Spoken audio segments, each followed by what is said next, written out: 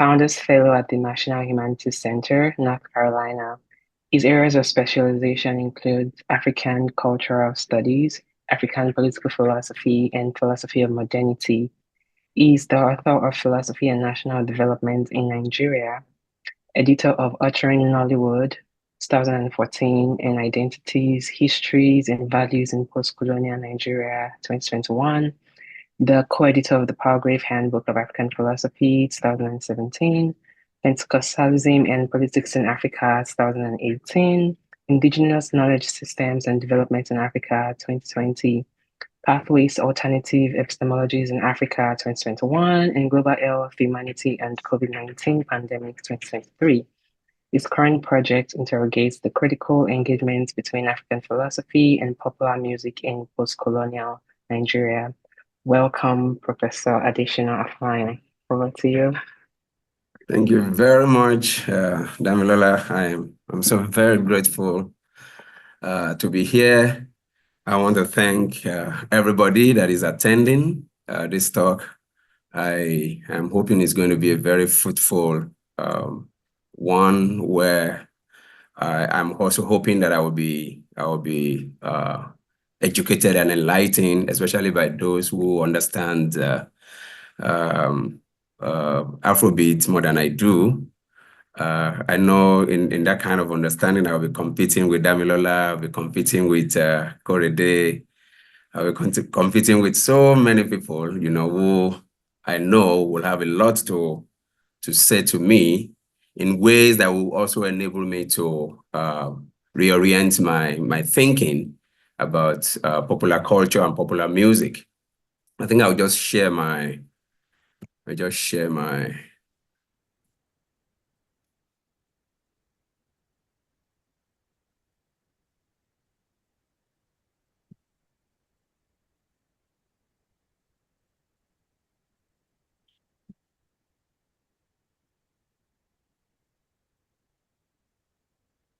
Okay, so like I said, I would like to thank Damilola and Korede for facilitating this. I want to thank the directors too, Professor Adams, for allowing me to come say something about my area of research. And I would like to say, right from the beginning, that this is part of a larger project that enables a philosopher to understand how popular culture, for instance, enables people to make sense of their lives, especially within the post-colonial context, where there is always that constant desire to, to stand out, to make sense of,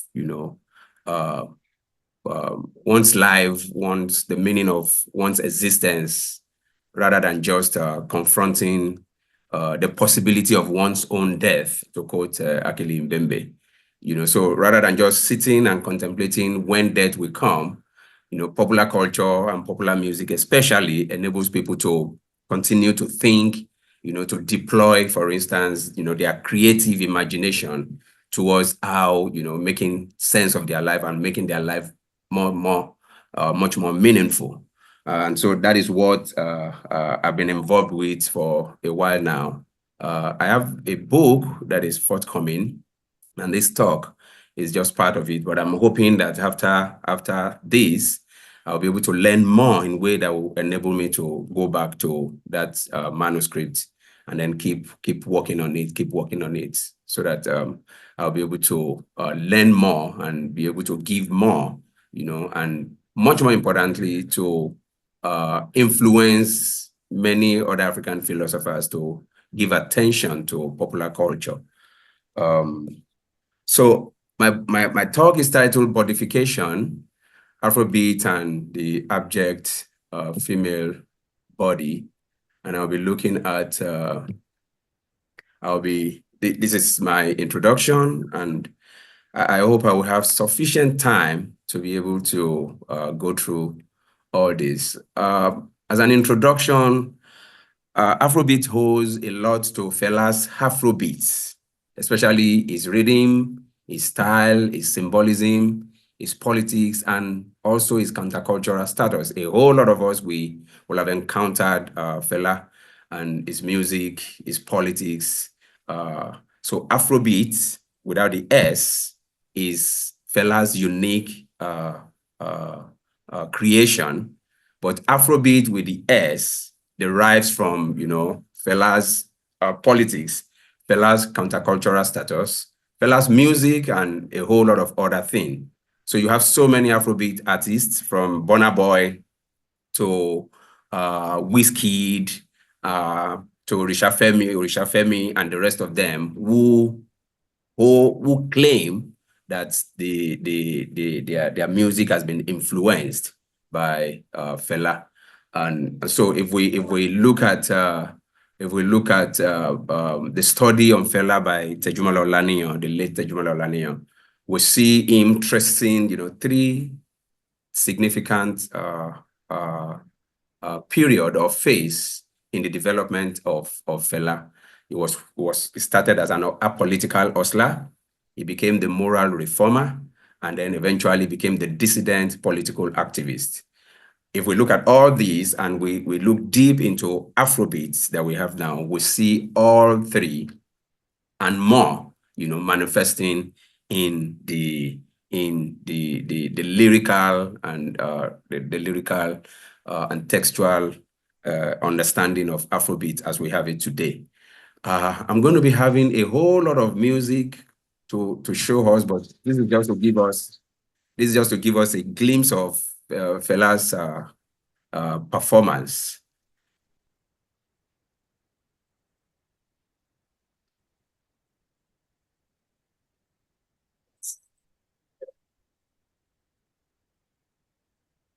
See.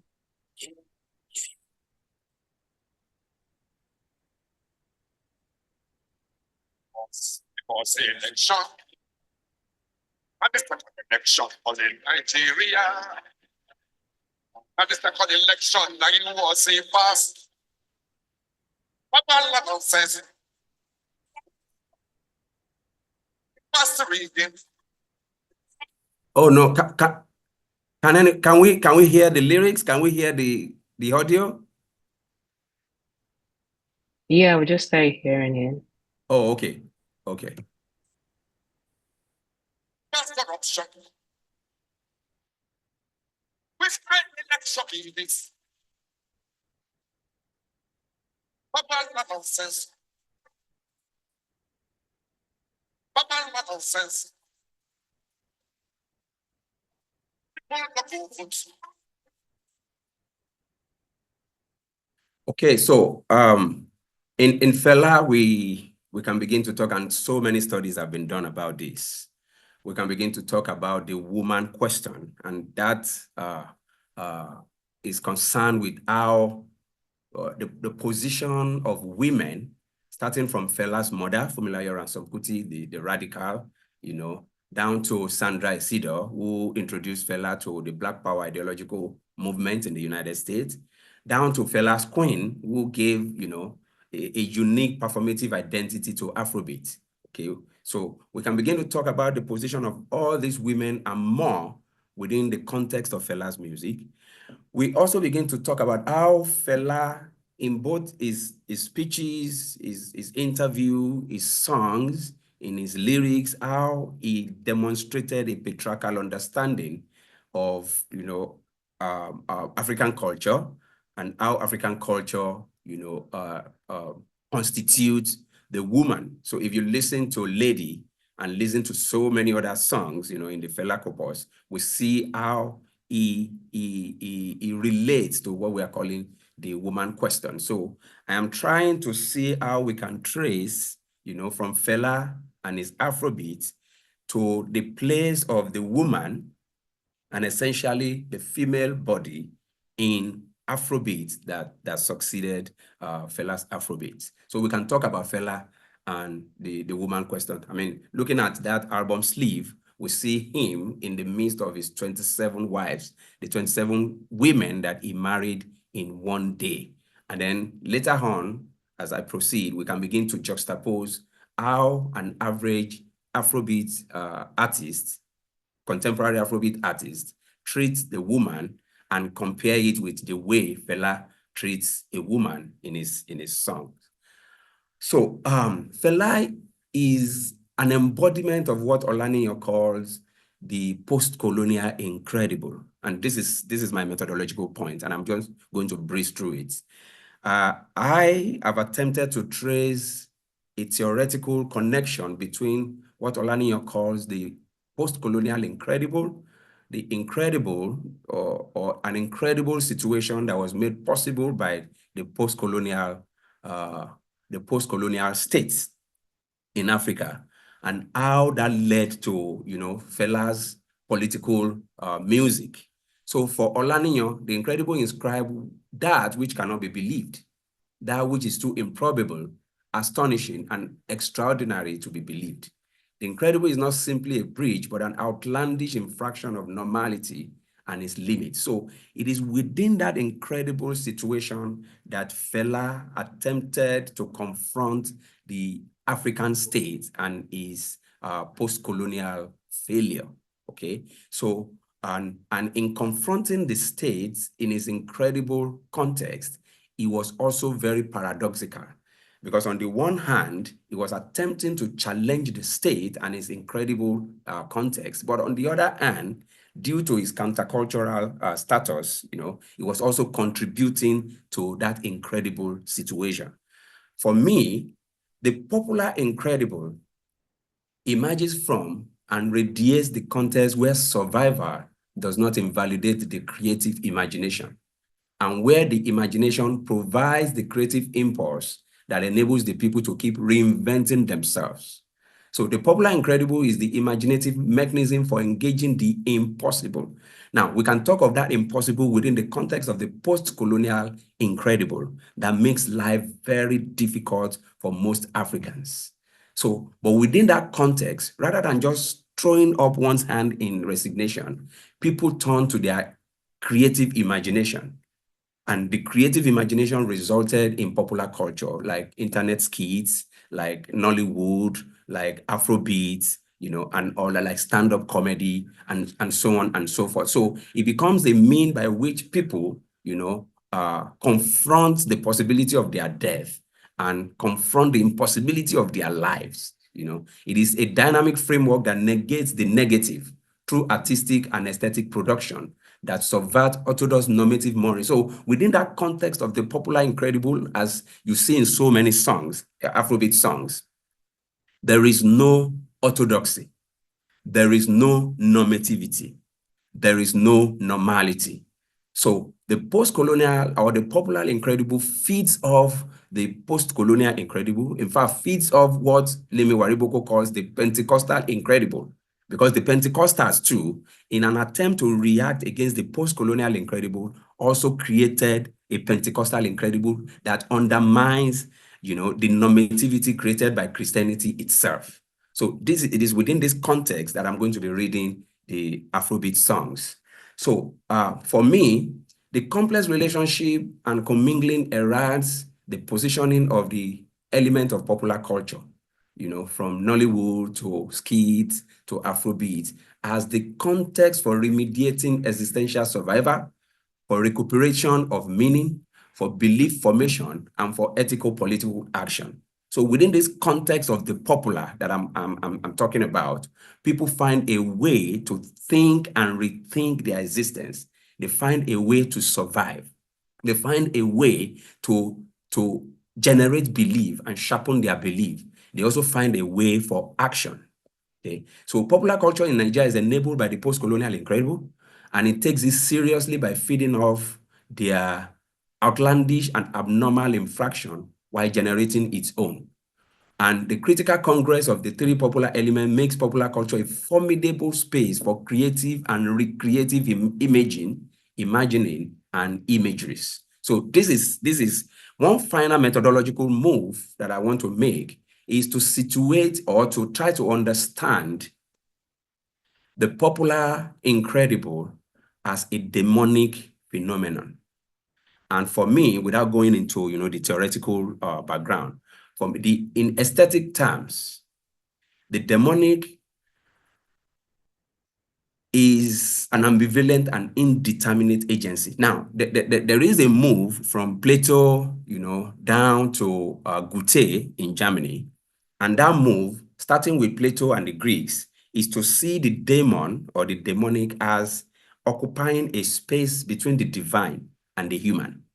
But by the time we get to Goethe in Germany, in the 18th century, we see the demonic or the demon as being associated with artistic genius, But the essence of that demonic, especially in aesthetic terms, is that it gives us an opportunity to see how ambivalence or how agency can be both ambivalent and indeterminate. In other words, it becomes a form-creating and simultaneously a form-destroying element. So I'm arguing that the popular incredible enables us to see Afrobeat as a demonic aesthetic creation that enables, that is both indeterminate. So for me, we see that the popular incredible is demonic because it is an indeterminate and ambivalent space. It is a site of multiple contradictory narratives where we can pick up the pieces of truth, experiences, commentaries, and memories mangled by the Nigerian state. So we do not have one coherent narrative within Afrobeats. When you take an array of so many Afrobeat songs, there is no way you can take one, or you can say you want to construct the truth, or you want to construct one fundamental experiential trajectory, because it is essentially demonic. And by demonic, it is essentially ambivalence. Okay, so an Afrobeat is the artistic structure of feeling, to quote Raymond Williams, to use that incredible term. It is a structure of feeling that aesthetically maps the absence of the Nigerian state in the lives of Nigerians and subvert the existential loss of meaning that many Nigerians feel with the absence of the Nigerian state in their lives. Afrobeat legitimizes the performance of the demonic agencies that confronts, affirms, contexts, and negotiates the invisibility of Nigerians, or what Rancière calls the lopsided politics of the sensible. So again, within the Nigerian state, when we see Afrobeat as a demonic aesthetic phenomenon, we are saying that it offers so many Nigerians the capacity to challenge their invisibility, to challenge the possibility of what can be said, to challenge the possibility of what can be heard, or what can be seen. That is what Rancière calls the politics of the sensible. So Afrobeat, the space, challenges the sacred, sacralizes the profane, and undermines the normative. Okay, now I'm shifting to the more substantive part.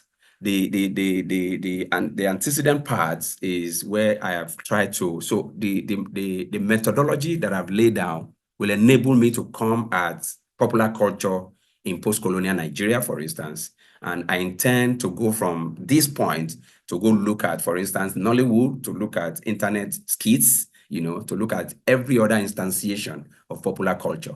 So this second part, Afrobeat and the body question, I have 3 propositions, and I'm going to develop it very, very quickly in the following slides. The number 1 proposition is that Afrobeat is motivated generally and philosophically by the search for eudaimonia. Now, for the Greeks, eudaimonia translates as, human flourishing or the good life.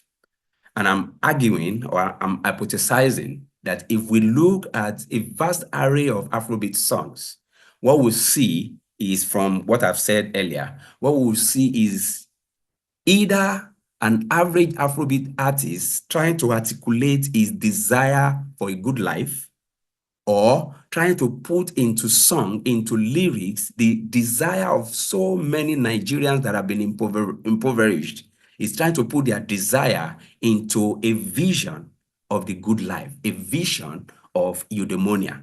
That is my number 1. And that vision is the vision of living hedonistically, and hence living dangerously. And I'm going to show us very soon. The second proposition is that a significant part of the success of living well or flourishing is articulated around the figuration of the abject female body. Who and what a woman is flattened as the object of the phallic gaze and desire. The female body is essentially bodified.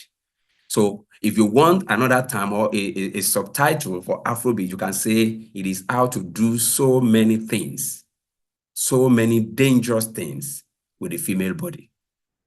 My last proposition is that the bodified and sexualized female body, again, I'm following the logic of ambivalence, of demonic ambivalence. The bodified and sexualized female body is that of the prostitute. So in many Afrobeat songs, you hear about, you hear the male Afrobeat artist referring to the female either as a bitch or as an olosho. The olosho is the Yoruba street slang for a prostitute, okay? And yet, that image of the abject body constitutes the point of the capacity of the female artists in Afrobeat space to also recuperate the female, the female body.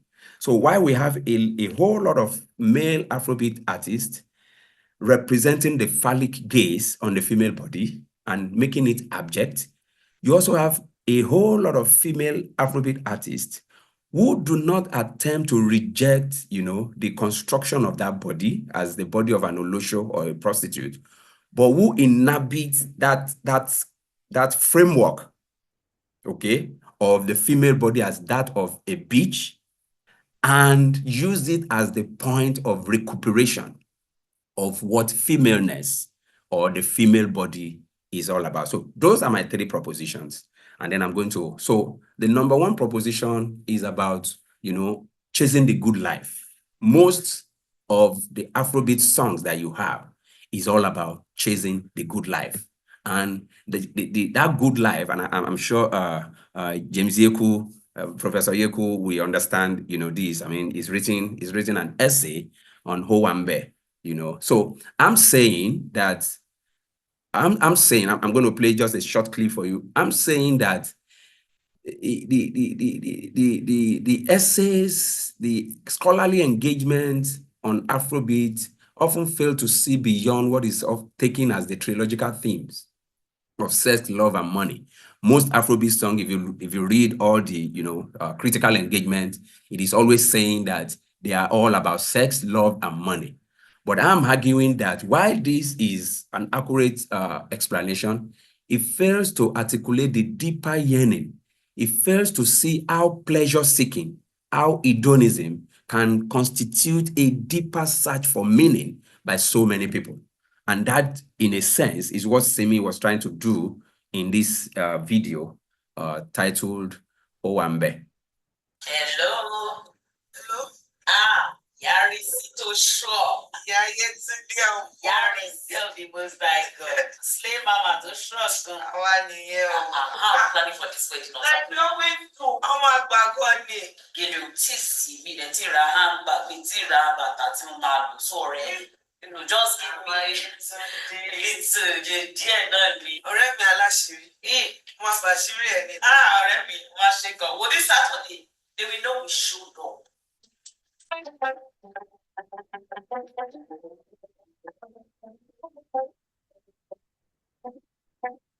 All the party way then they do for Lagos City.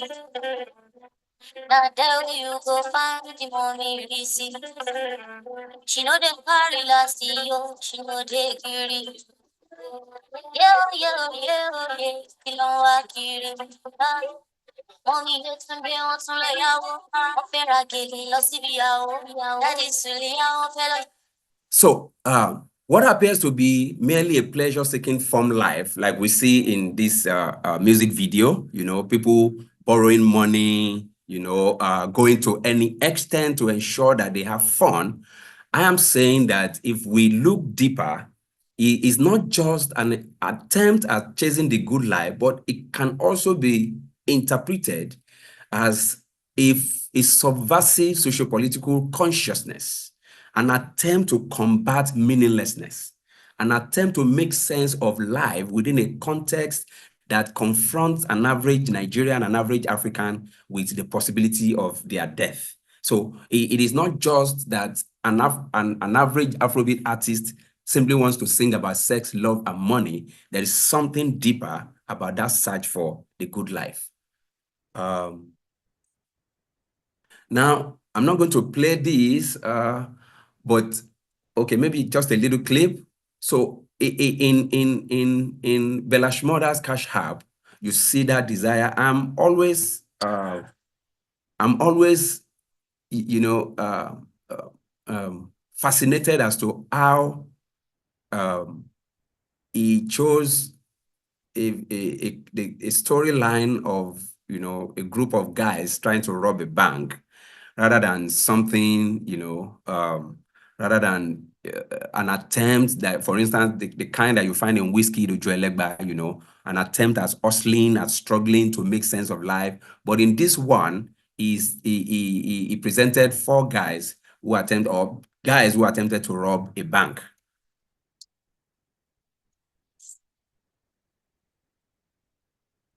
Silver Hollow Road, between Lane Road and Crosspatch Road. 11 Silver Hollow Road, between Lane Road and Crosspatch. I know my name. I saw my list. Many days I never sleep. Still exciting, but I'm tired. I'm tired. Every day I'm just a good life. I am tired. Roller coaster, never tired. And you reach me back.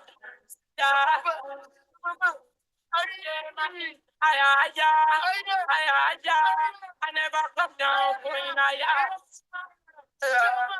Johnny Sis, Loda, Cash Up, Only Maga, Villa, small money, fall out, bones. Now you get the shop clients, lock them. If you don't get money, leave them. Yes, it's simple. Japa, Johnny Sis, Loda, Cash Up. Okay, so from the video, you see, I mean, elements of what it means to live dangerously, what it means to pursue. According to him, everything it does, you know, not sleeping, not resting, not getting tired, everything is just to chase what the average Afrobeat artist considers to be the good life, okay? Well, for Tenny, again, we see the articulation of, you know, the highest point of the desire. And that point is to be a billionaire. And to be a billionaire means you can spend money on so many things. You can do whatever you like. You can pursue whatever you like. Again, a small clip.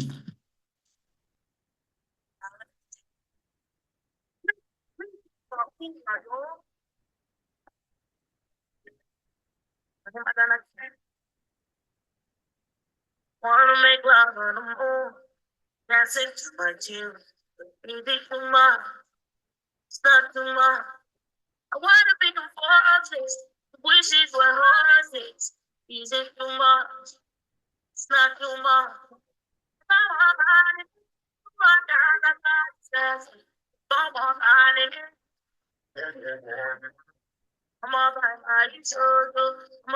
So we see the articulation of the desires.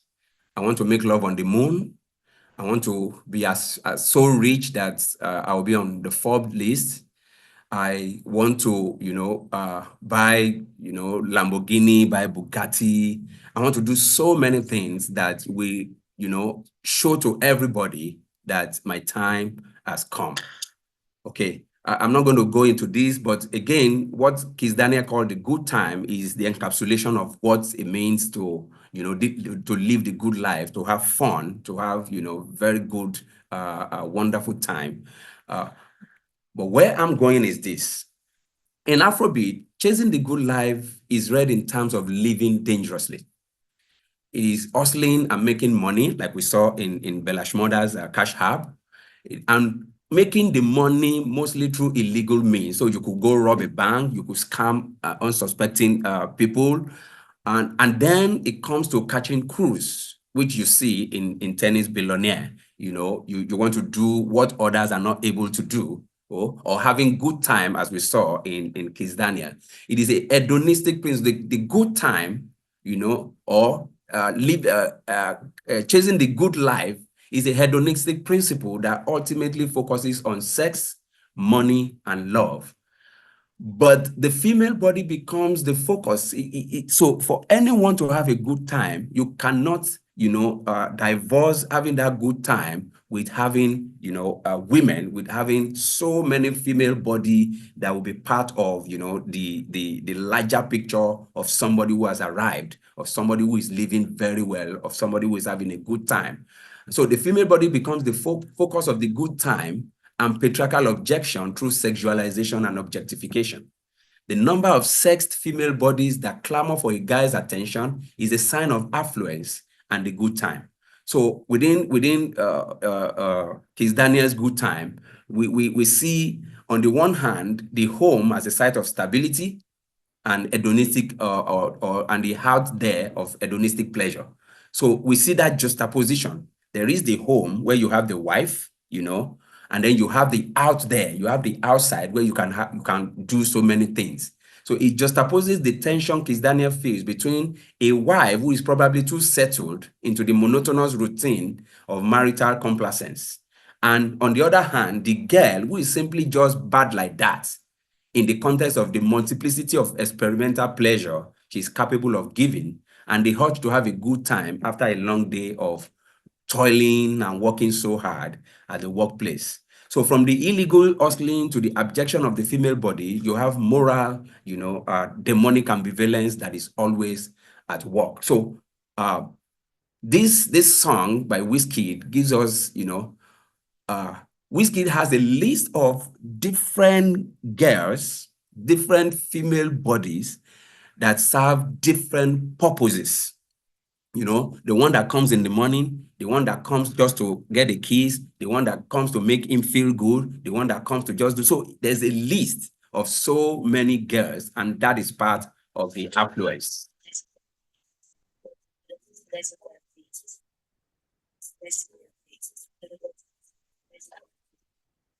I get scared for my yard to get big back away, they make me feel amazing, girl.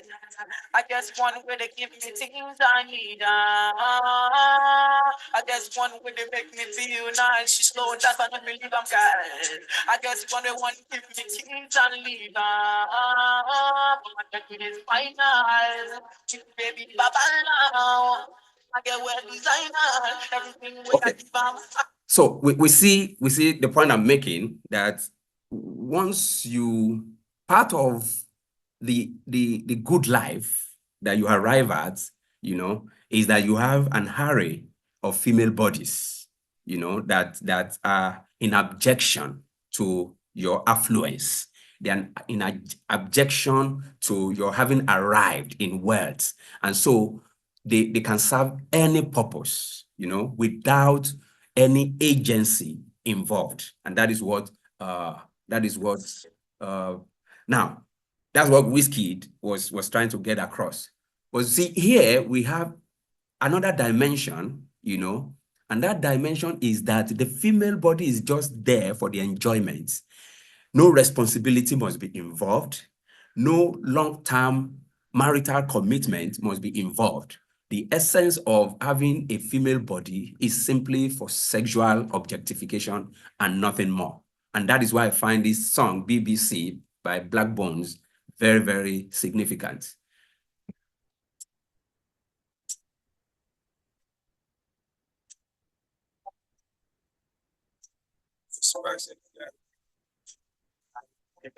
That she wanna be my wife thing, cause I give her piping. Now she then she don't define me. It be like say she want to die me. She tell me say the things sweeter than a honey thing, cause the thing got her body shaking like a jelly bean. Now she then she don't define me. It be like say she want to die me. She not my fault, say for better be like stallion. She not my fault, say for better be like stallion. She not my fault, I bring fire like a dragon. Yeah, fire like a dragon. She said she want to stay all night. She said she want Jamaican style, oh no no. She said she wanna play my style. So they say she want to be my bride, oh no no. She said she wanna carry my child. Feel like say you want to get in my vibe, oh no no. Yeah, I just want your fast life. Me I don't want anybody. So the key point there is all I am interested in this female body is simply to have fun. I do not want, any child. I do not want any further commitment. I do not want to be tied down to, marriage or any marital responsibility. The essence is simply having fun and proving to the people, to the world, that I have eventually arrived. So I am arguing that within this context, starting from Wizkid's Final, to Black Bones, the point is that the female body, there is the process of bodification. To bodify is not just to focus sensual energies on the voluptuous female body as the object of masculine pleasure. It is rather to inscribe that sensuous desire and abjection through the erasure of all forms of differences and differential matrices that define a female or a woman as a being in and for itself. So within bodification, every form, everything, every differential matrix that makes the woman a woman as different from any other person is flattened out. So the woman cannot be a legitimate being in the world. It is simply a being for others. It is simply, a means to an end. So in this sense, one woman is as good as the next one, as long as the female body performs what is intended for, what it is intended for within the phallic order. So number one, if you listen to DJ Shabzi, I don't have the time to play it. The refrain in that song is, I'm in love with your body. I'm not in love with you. I'm in love with your body. Okay, so the I, if we refer to the Cartesian I, the I is flattened, is erased, and all you have left is just the body. And then if you listen to Davido in Risky, the point, there is that dangerous desire for the female body, for the abject female body. So she said, risky, yes, your body risky. Your body is very risky, and yet I am drawn to it. I know your body is very risky. I know so many things could be wrong, but I'm drawn to it. So we get a hint of the alluring but dangerous power of illicit sensuality. The power of the body as the site of an excessive and dangerous desire, or the site of the power of the body as the site of desirous excess, like we found in Wizkid Final, having so many females that serve so many purposes. So the female body is often the nameless receiver of many sexual inscription and the phallic codes that subjects it, that sexualizes it, that objectifies it.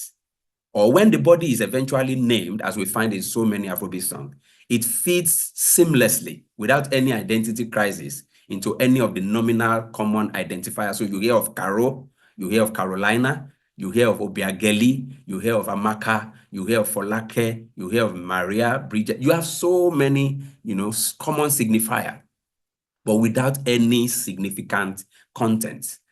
So, now, having said all this, I'm asking a question.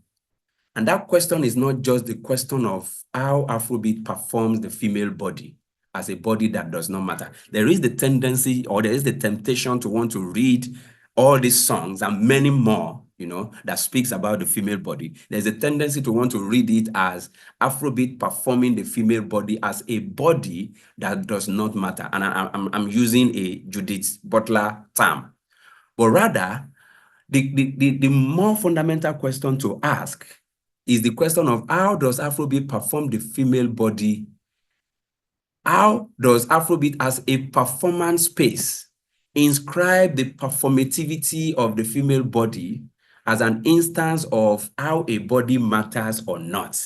So it is not a linear question, but rather within that performance space of Afrobeat, we are looking at, the performativity of the female body, either as a body that matters or a body that does not matter. In other words, how does Afrobeat articulate and intervene in the discourse that constitute the female body as an abject one? So it is not only within Afrobeat or the Afrobeat performance space that we encounter the female body as an abject one. It is a function of the patriarchal society, okay? But we are saying now, how within Afrobeat or the space of Afrobeat, how do we encounter, how does Afrobeat, all these songs and more, how do they articulate and intervene in that discourse that constitute the female body as an abject one, or that constitute the female body as a body that either matters or does not matter? So reading it this way undermines the nature. If we read it as simply, how Afrobeat performs the female body as a body that does not matter, then it undermines the nature of textual, performative, and demonic ambivalence that I'm reading into so many Afrobeat lyrics. So for me, an ambivalent textual space is one that facilitates the subversion and annotation of meaning through multiple narratives. So these narratives are multiple, they are contrary, they are contradictory, and that is the essence of the demonic ambivalence that I'm reading into the Afrobeat performative space. It is a space, that ambivalent textual space, it is a space where ideas and prejudices are altered, dissolved, and re-articulated. And I'm deliberately misquoting Judith Butler here. So, like I said, my third proposition is that within Afrobeat space, we do not only have male Afrobeat artists, abjecting the female body in terms of prostitution, calling it, the body of a bitch, but we also have female Afrobeat artists, fighting back, repurposing the meaning of what it means to be a prostitute, repurposing the meaning of what it means to be a bitch, and using it to articulate what I am calling pragmatic sexuality. Okay, so Afrobeat demeans the female body, but also provides the means by which we can recuperate and redeem the female body. So between bodification and essentialism, a better attempt at recuperating the female body derives from the ambivalence of the Afrobeat space itself, its capacity to be contrary and to be contradictory. And so when we listen to Tiwa Savage, when we listen to Ira Star, they hone that appellation of an olosho, of a prostitute. They hone that identity badge, and they use it as a means by which the phallic order could be confronted and subverted. So this allows for the construction of the female body through use and abuse. And I'm leaning so much on the Latin prefix of ab, in abuse. So I'm not just using this as a negative term, but with abuse, we immediately have a subversive means of rewriting the agency of the female body. And that is what I'm reading. That's what I'm reading into, the songs of Ira Star, the song of Tenny, the song of Tiwa Savage, and some of those other female Afrobeat artists. So with the herb in abuse, we have a subversive mean. Ab is reading, literally, textually, reading from below. Reading from below, either the figure of the female body below the masculine gaze, below the masculine desire, or the figure of the olosho as, one of the destitute in the human society. So indeed, the prefix insists on a motion away from. That's one of the meaning. And it also indicates an agency by. So to reconstruct the female body through use and abuse is therefore to allow the female to regain the control of her body and deploy its use as an agent. This is what I'm calling pragmatic sexuality. So Tiwa Savage could sang, for instance, that you want my body, but you have to deposit money into my account. Okay, so it is quid pro quo. It is tit for tat. If you want to have access to this body, you need to pay for it. You need to have money in the bank. I know you love me, and part of the way you love me is that you have deposited so much amount in my account.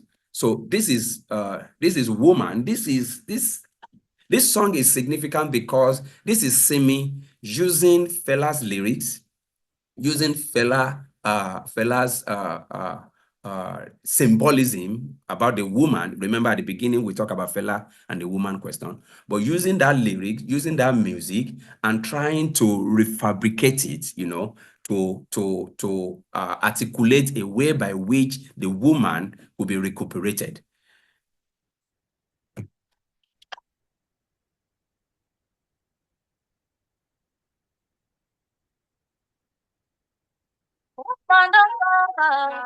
Lower everybody. Enjoy forever. Money no life, woman. Woman no life, woman. She don't be like water. Woman never marry you. Woman never marry you. She not got to my side. Put it put you on the side. And eventually you go suffer.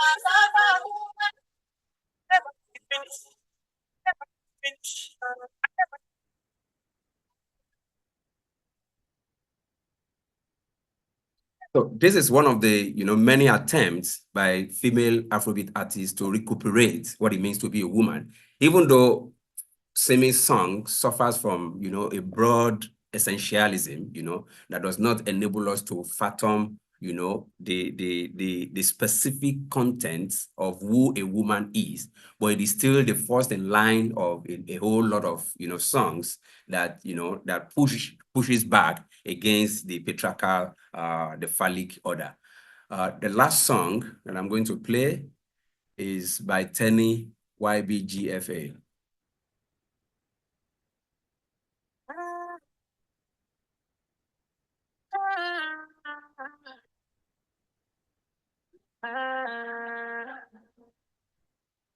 Sorry, I'm so sorry. I know what you thought I was. I can never be the thing you wishing that I was. I like what I like. Do something about it. Why you worried about who I love? Why you worried about who I fuck? So when it feel right. So the point is, I'm a female body. I like what I am. I like who I am. It doesn't matter what you think about me. It is so. This is again another in the continuum of, you know, fighting back, recuperating the context or the concept of who a woman is. Finally, Afrobeat implicates the popular incredible, a demonic space that performs the abjection of the sexed female body as the template for inscribing masculine desires, but also facilitates the recuperation of femaleness that destabilizes its own abjection and subverts the phallic order through its own pragmatic abuse. Thank you so very much for listening. Wow. Yes. Please join me in expressing our appreciation for the wonderful presentation by Professor Afolayan. And we're going to throw it open for audience contributions and audience questions. I have a lot of questions myself, but I'm going to hold off and learn from some of the questions that people in the audience have. So please, if you have a question, raise your hand, or I suppose we'll do it in that orderly fashion.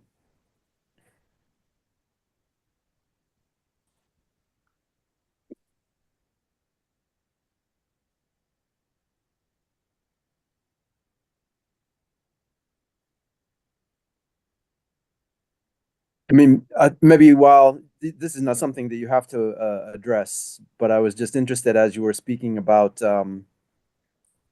many things. One, the demonic and how much of that is when calls it. I'm aware that, you know, people are using that in different spaces, but this kind of Judeo-Christian aspect of it, whether there's another articulation of it in many African traditional expressions, and how it's the same or different when you bring it into an African context. That's one question I was thinking about. Another question is looking at the phenomenon that you're looking at in comparative context. So how much of it do we understand the kind of patriarchal aspect you were mentioning with respect to Fela, how much of it is a kind of sometimes people will understand that in terms of like a kind of looking at an African expression of patriarchal, but then you see many of the same themes, or do you see many of the same themes in kind of global popular musical production? What aspects are kind of particular to the Nigerian case, I think is something that people may also want to know about. And also, one of the things that I study is expressions of relationality. So there's a kind of implicit notion of what a proper relationality is anyway, and the place of the material in expression of love. And if one can understand some of the dynamic that you're mentioning through this other way of understanding what constitutes or expresses love, and some of what you said suggests that. But please, other folks, if you'll jump in and ask questions, those are just some observations that don't really deserve a response.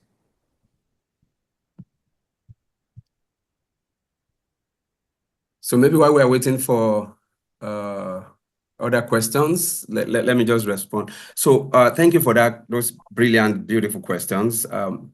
I found my research into the demonic very, very interesting, okay, especially how it has been mediated by the Judeo-Christian tradition. So once people hear the demonic, you think about the satanic, but there's a significant theological, significant theoretical distinction between the two. Mm-hmm. So for instance, you think of the demonic in terms of, that capacity, especially in ancient aesthetic context, the capacity for an artwork to be both form articulating and form destroying.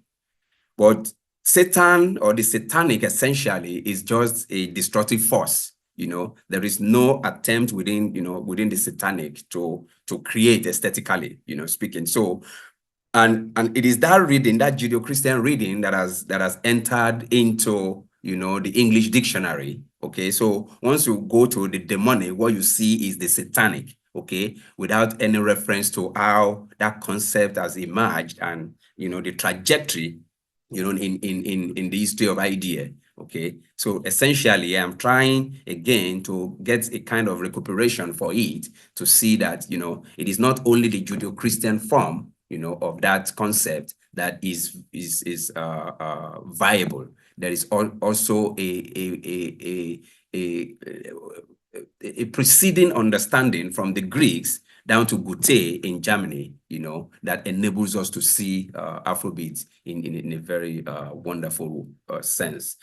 Your question about the patriarchal code, I've learned a lot, for instance, from the American hip hop scene, especially, for instance, listening to what's his name now, the white rapper,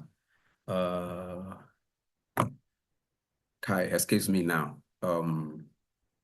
I shouldn't forget. But across the spectrum from 50 Cent to Jay-Z and the rest of them, you find that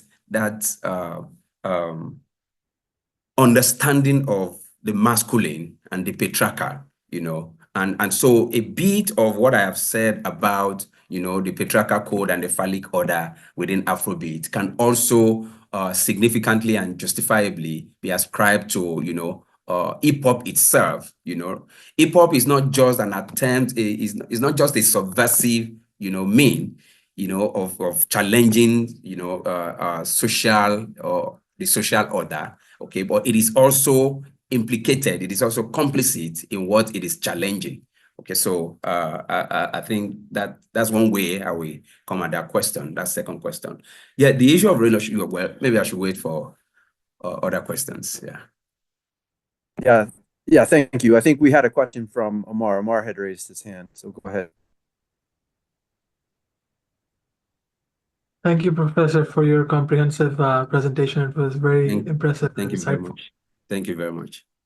I have a question related to your first comment when you were initially starting. I think it relates to how Damilola and Korede are their expertise in philosophy, and I'm wondering, from one perspective, one could say that methodologically you're analyzing a cultural product, and my question to you is first to clarify and also, as a pedagogical exercise, explain how can one take this sort of a cultural methodological analysis and produce philosophy from it. Or maybe I am doing injustice by saying making philosophy is a violence in itself.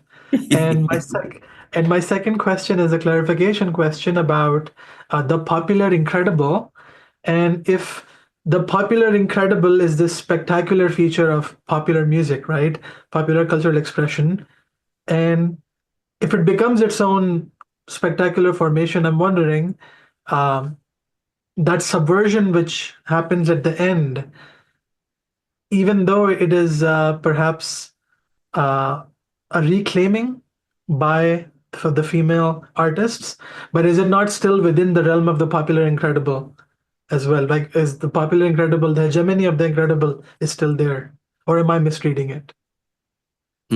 Okay, thank you very much. The first question, well, I came at this the project as an attempt to see how philosophy can step aside from its abstractness, or let me rephrase, African philosophy can demystify its own legacy, the legacy of Western philosophy, especially I'm talking about contemporary African philosophy, and how it can begin to listen closely to what John Dewey calls the philosophy of the people, and for me, that can begin by looking closely, for instance, as popular culture, okay, rather than just talking about abstract things like culture, like development, like personhood, and all those things that we talk about in metaphysics and epistemology. How do we, epistemologically listen to what people are doing, see what people are saying, and all that. So that is where I am coming from, okay? And I'm saying one way not to do this is to try to impose philosophical categories on popular culture, on how the people are engaging with their context, how people are engaging with their search for meaningfulness. For instance, there are two books, that are already in the market. They are both titled Philosophy and Popular Culture, or Philosophy, excuse me now. And what those two authors did, those are two books that were published in the United States. What they did is to impose philosophical categories on popular music, or on movies, on films. Okay, so you see philosophy and The Simpsons, you see philosophy and Batman, okay, you see, and all that, okay. But I deliberately set out to do something different, and I'm calling it a form of epistemic humility on the part of the philosopher. Not to think that it has the capacity, it has the category to understand what people are facing, what people are going through, especially in Nigerian post-colony, but to want to learn how within popular culture, we can find means and ways by which we can also reorient some of the perennial questions of philosophy. So that is, that pedagogical dimension that fascinates me about how philosophy can relate to. So this is not philosophy of popular culture. It is the philosopher, trying to humbly learn what it means for people to search for meaning, and what meaning, a meaningful life could be, how such a meaningful life could be constituted within the context, for instance, of post-colonial Nigerian states. Okay, so could you please rephrase that second question again, so that the popular incredible? Yes, please. Could you please clarify what that is? Yeah. And whether it still remains, like the hegemony of the popular incredible still remains, or am I, yeah. Oh yes, yes. You are not misinterpreting it. Yes. And that is why I have said that the core of that popular incredible is the demonic ambivalence. Okay, the capacity. In fact, there was a talk I gave, and I was saying that we can constitute Afrobeat as a counter archive. Okay, and as a counter archive, it subverts, it undermines, the capacity of the Nigerian state to constitute a formal archive, that delineates what the Nigerian state wants the people, to know, that delineates, what Rancière calls the politics and the distribution of the sensible, what is visible, what is audible, what can be seen, what can be known. Okay, but within Afrobeat, even though you have some Afrobeat artists who confirms,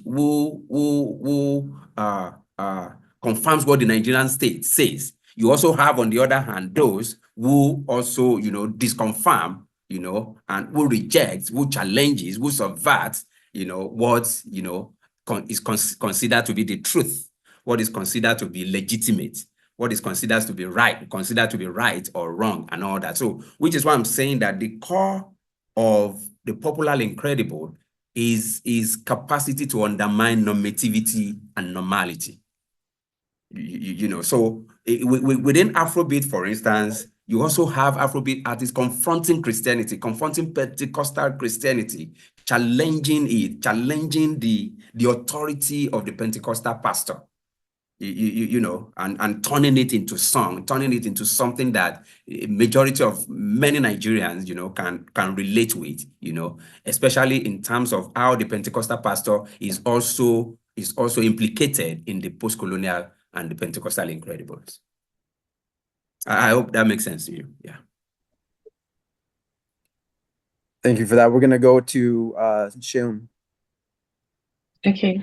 Thank you so much for your presentation. Thank you. So my question is sort of in two parts. Yeah. And the first one is on, so when we look at the emphasis on modification, right, how can you sort of tease out the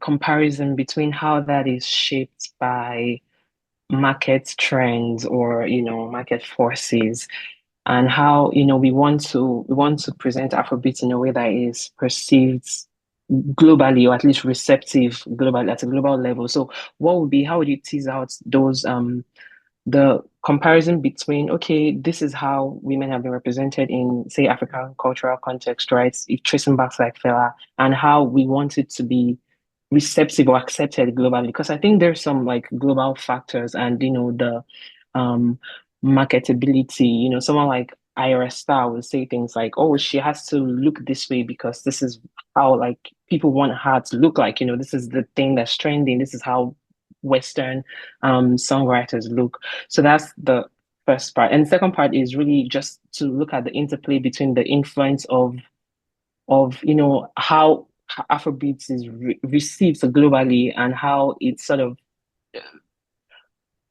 like affects this bodification narrative in our own like local context. Like, okay, if you look at how like music has been presented globally, this is how like women have often been represented in music, and how that sort of like traces back down to how we want to present our music.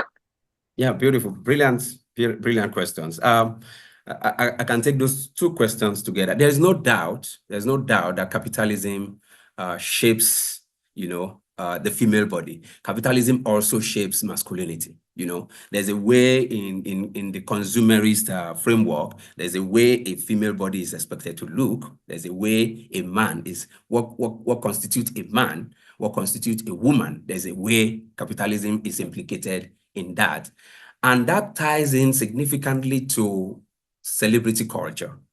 Okay, especially within the context of digital technologies, and Professor Yeku is here, and can begin to tell us how the algorithm plays a very significant role in what defines the personality of, maybe Afrobeat artists and all that. So yes, you're right. There is a sense in which Afrobeat and the lyrics also play into that global capitalist consumerist market, because to define or to determine who you are, the fame you achieve, how far you can go within that performance space, you need to also buy into what sells.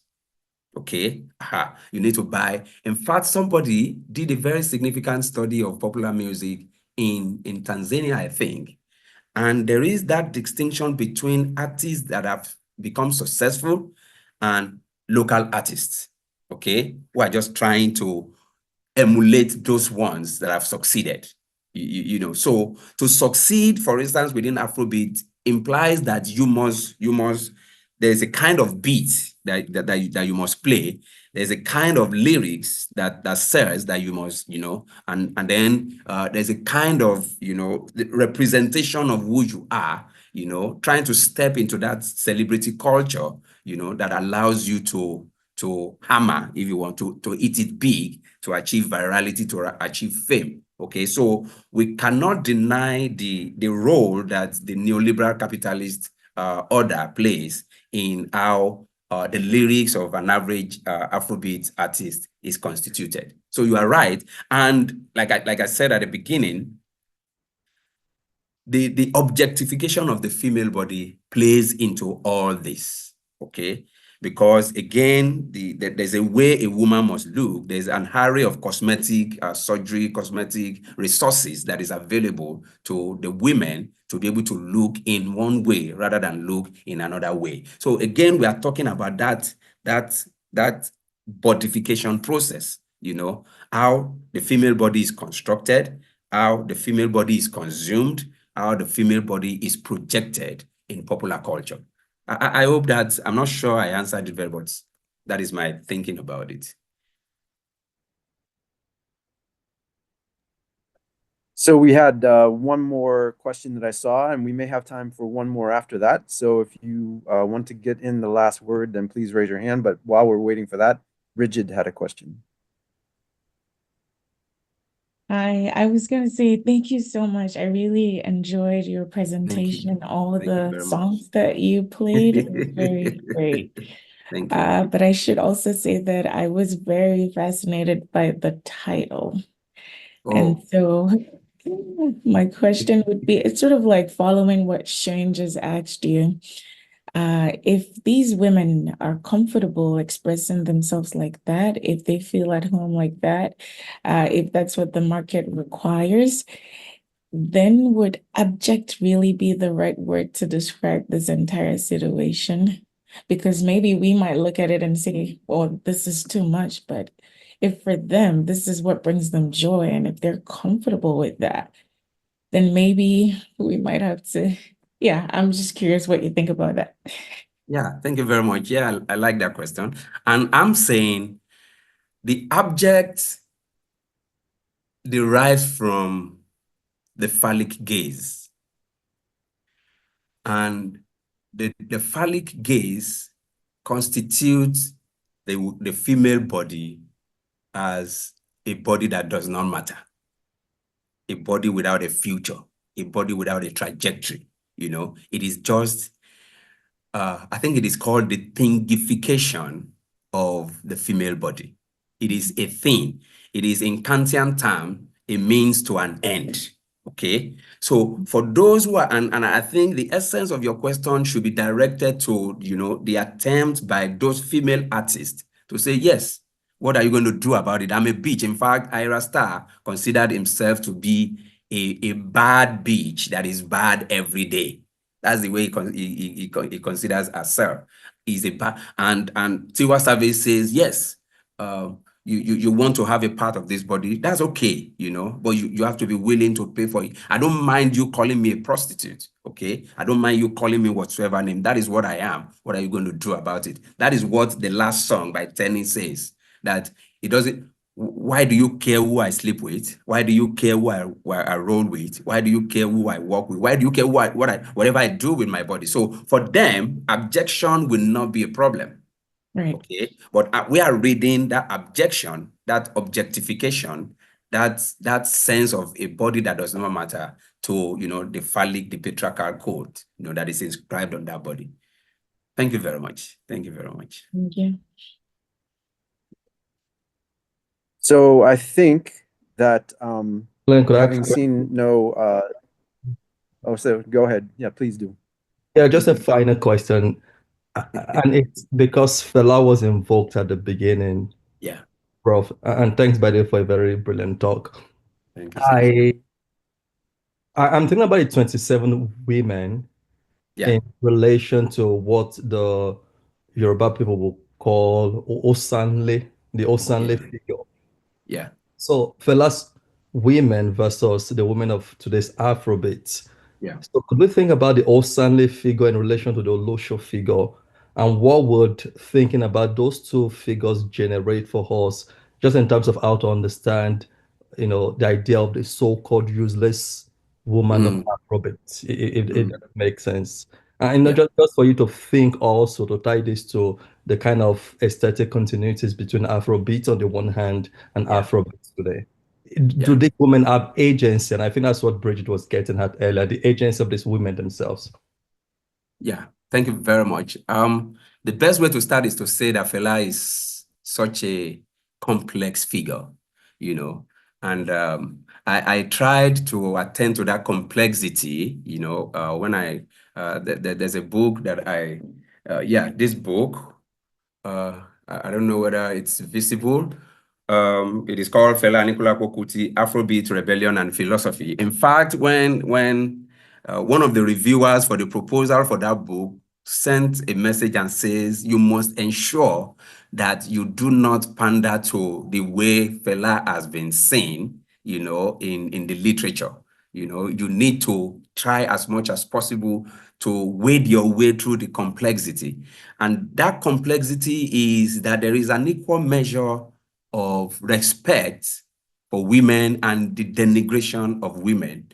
In fact, what somebody like Yeku, the person, Ayobade, what he has done is to give, the Afrobeat queens the deserved agential dynamics, especially to say that without those queens, Fela's music, Fela's Afrobeat would not have become what it is. Okay, so that is one. The second point is to say that the Osanle, figure alludes to how Fela constituted a site of refuge, a site of agency for those who will run away from their home, who will run away from societal normativity, who will run away from the orthodox, but who will come to Fela and who will have the freedom to be able to do all manner of things. But you also have to juxtapose that, with the lyrics, the patriarchal lyrics, in Fela's song. In Lady, for instance, in some other songs that simply just sees. In fact, you have to hear Fela's interview, especially in that book. I've forgotten the name of that. This Life is a Beach, or what's the title of that book? Where Fela says a whole lot of terrible thing about women. Says, in fact, Fela says that the first time he saw Sandra Isidore, the first thing that came to his mind is having sex. So you have to balance all these, which is why we say that you have to relate Fela to, the woman question and try to articulate how such a complex personality, sees the female body or sees a woman. For Fela in Lady, for instance, was trying to articulate the role that a woman should play, supposedly, in his understanding of African culture. Okay, so if you bring that down, which was why I said at the beginning that the three stages of Fela's evolution as a moral reformer, as an apolitical hustler, and as a dissident, could all be replayed within Afrobeats, the contemporary Afrobeat. So you have various dimensions of course, you have songs where the man is sincerely seeking for the love of a woman. And he's not seeing it in terms of sexualization of the body. He's not seeing it in terms of objectification. He's not seeing it in terms of abjection. No, it is just the sincere thing that I'm going to do anything you ask me to do. I'm going to be whatever you want me to be. I'm going to satisfy you. I'm going to make you happy the same way you're going to make me happy. I think I'm rambling. I don't know whether I touched on what Yeku wants me to talk about. Thank you very much. That's excellent. Thank you, sir. Well, I think we have come to the end of our time. Thank you very much. If you're like everyone else, you're going to be heading now to listen to some music. You've been inspired to go and listen to some tunes. But thank you very much for joining us, and we hope to meet you again, maybe in person sometime in the near future. Director. Thank you very much. I'm so very grateful. Thank you. Daniela, thank you so much. Thank you. Korede, I'm so very grateful. Thank you, everybody, for listening. I'm very, very grateful.